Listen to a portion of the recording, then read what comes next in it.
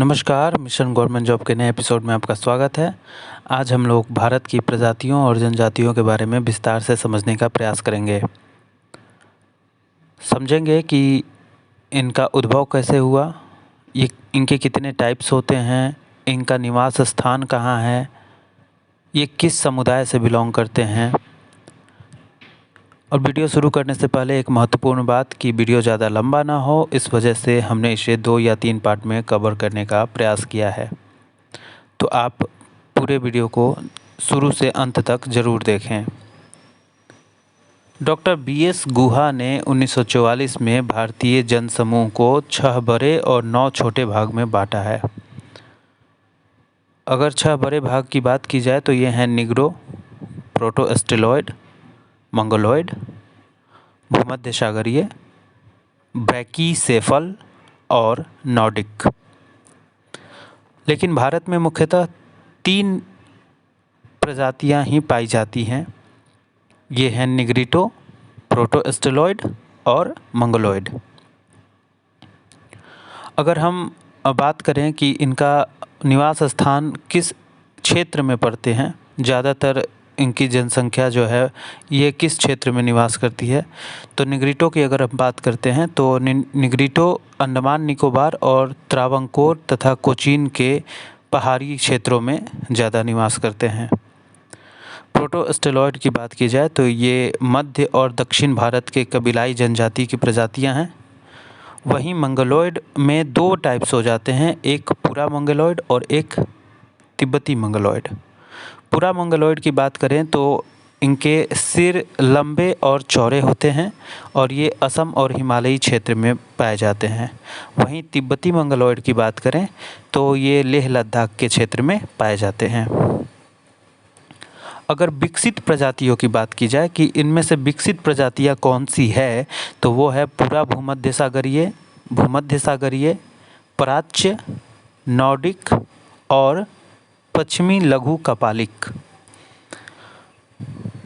पूरा भूमध्य सागरीय का जो क्षेत्र है वो है दक्षिण भारत और उत्तर भारत। भूमध्य सागरीय की अगर हम बात करें तो उनका क्षेत्र उत्तर भारत है।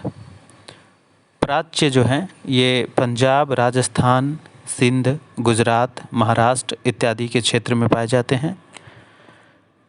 नॉर्डिक जो हैं ये उत्तर पश्चिम भारत के लोग हैं।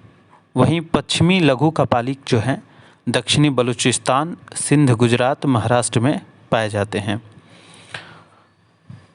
अगर हम बात करें कि भारत में आने वाले सबसे पहला प्रजाति समूह कौन सा था और सबसे अंतिम प्रजाति समूह कौन सा था, तो पहला प्रजाति समूह निग्रो था और अंतिम प्रजाति समूह नॉर्डिक था।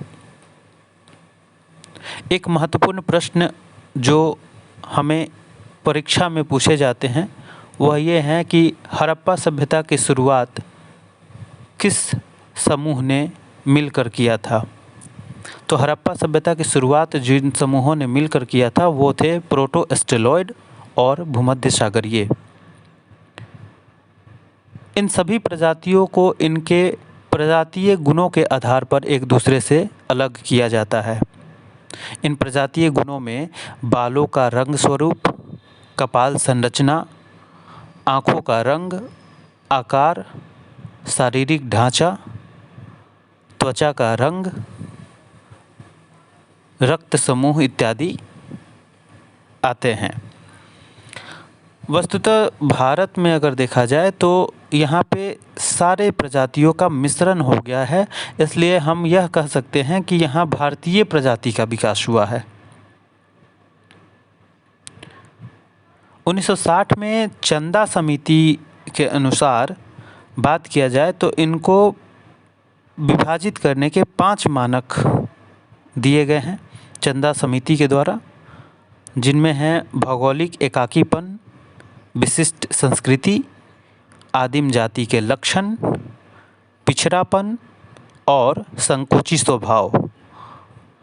भारत में बात किया जाए तो कुल 461 जनजातियां हैं, जिनमें से 424 अनुसूचित जनजाति है।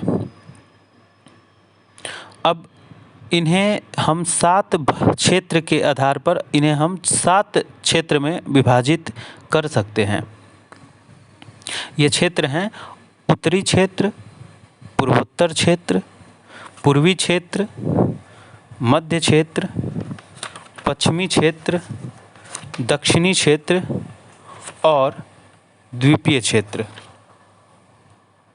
आगे के वीडियो में हम इन 7 क्षेत्र को विस्तार से समझने का प्रयास करेंगे, जानेंगे कि किस क्षेत्र में कौन सी जनजाति पाई जाती है और वहाँ पे कौन सा समुदाय निवास करता है।